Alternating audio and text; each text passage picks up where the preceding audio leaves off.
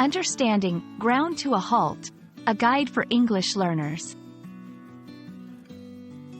Hello everyone, and welcome to our English language learning series.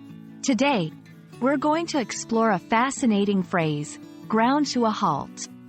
This phrase is not just about understanding the words, but also about grasping the context in which it's used. So, let's dive in and demystify this expression together. Ground to a halt is an idiom that means to slowly stop or come to a complete stop.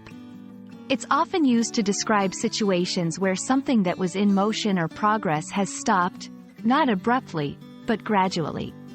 Think of it like a car slowing down until it completely stops. This phrase can be used both literally and metaphorically. Understanding the origins of idioms can make them easier to remember. The term, ground, here refers to coming down to the ground, indicating a decrease in motion. Halt means a stop. Historically, this phrase was likely used in the context of trains or machinery that gradually came to a stop. Over time, it has evolved to describe any process or action that slows down and eventually stops. Let's look at some examples to understand how to use this phrase. 1. The heavy snowstorm caused the city's traffic to ground to a halt. 2. Due to the power outage, the factory's production line grounded to a halt. 3. As the debate continued, their arguments seemed to ground to a halt.